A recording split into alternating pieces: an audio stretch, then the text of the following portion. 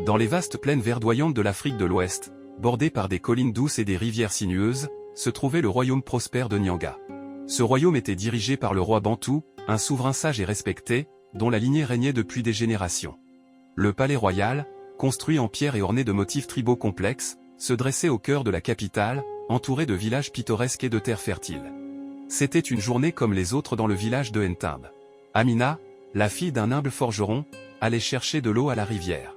Une tâche quotidienne qu'elle accomplissait avec diligence. Alors qu'elle portait ses pots remplis d'eau sur la tête, elle entendit un bruit de sabots galopant rapidement vers elle.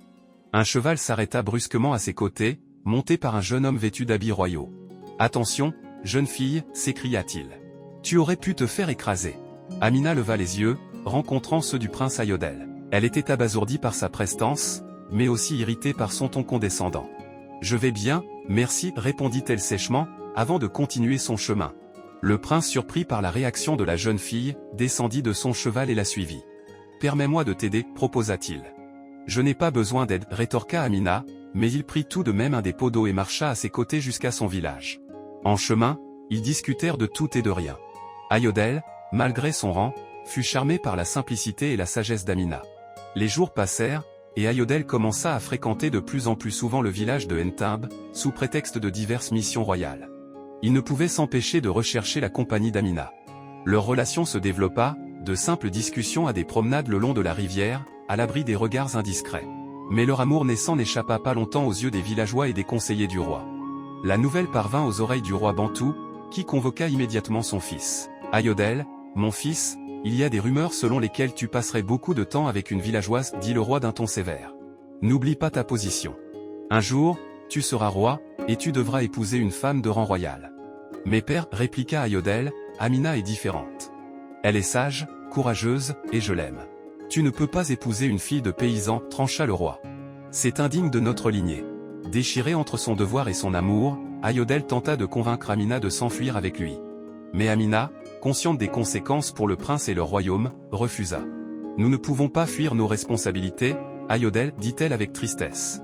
Je ne veux pas que tu perdes ta couronne à cause de moi. » Malgré la douleur, ils se résignèrent à se séparer, espérant qu'avec le temps, le roi Bantou changerait d'avis. Ayodel continua de remplir ses devoirs royaux, mais son cœur restait avec Amina.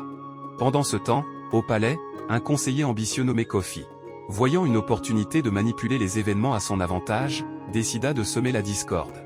Kofi était un homme de taille moyenne, aux yeux perçants et à l'esprit calculateur. Il rêvait de pouvoir et voyait en la situation d'Ayodel une chance de déstabiliser le royaume pour son propre bénéfice. Kofi s'arrangea pour que des informations sur la relation entre Ayodel et Amina soient divulguées aux ennemis du royaume. Bientôt, des murmures de rébellion commencèrent à se faire entendre parmi les tribus voisines, menaçant la stabilité de Nyanga. Face à la montée des tensions, Ayodel prit une décision audacieuse. Il savait qu'il devait prouver à son père et au royaume qu'Amina était digne d'être la future reine. Il entreprit un voyage vers le sanctuaire ancestral, un lieu sacré situé au sommet des montagnes, où il espérait obtenir une bénédiction divine. Amina, de son côté, décida de prouver sa valeur en aidant son village à repousser une bande de maraudeurs qui menaçaient leurs terres. Elle rassembla les villageois, organisant une défense efficace et courageuse. Leur succès résonna à travers le royaume, et Amina gagna le respect et l'admiration de tous. Après des semaines de voyages et d'épreuves, Ayodel atteignit enfin le sanctuaire. Là, il pria les ancêtres pour leur guidance et leur bénédiction. Lors d'une nuit étoilée, il reçut une vision où les ancêtres lui apparurent, lui donnant leur bénédiction et l'assurance que son amour pour Amina était pur et digne. Fort de cette révélation, Ayodel retourna au royaume avec une nouvelle détermination. Il se présenta devant son père, le roi Bantou, et lui raconta son voyage, les épreuves surmontées, et la bénédiction des ancêtres. Le roi, touché par la dévotion et la détermination de son fils, accepta finalement de rencontrer Amina. La rencontre entre le roi Bantou et Amina fut émotive. Le roi, voyant la noblesse et la bravoure dans les yeux d'Amina, comprit pourquoi son fils l'aimait tant. Il lui demanda pardon pour son jugement hâtif et la reconnut comme digne d'épouser le prince. Le mariage fut célébré avec grandeur, réunissant toutes les tribus du royaume. Le peuple de Nyanga se réjouit de cette union, voyant en elle un symbole d'unité et d'espoir. Alors que tout semblait aller pour le mieux. Kofi, le fourbe conseiller, ne pouvait accepter cette défaite. Il fomenta un coup d'État, espérant prendre le pouvoir en renversant la famille royale. Cependant, Grâce à la vigilance d'Amina et d'Ayodhel, son complot fut déjoué. Kofi fut arrêté et jugé pour trahison.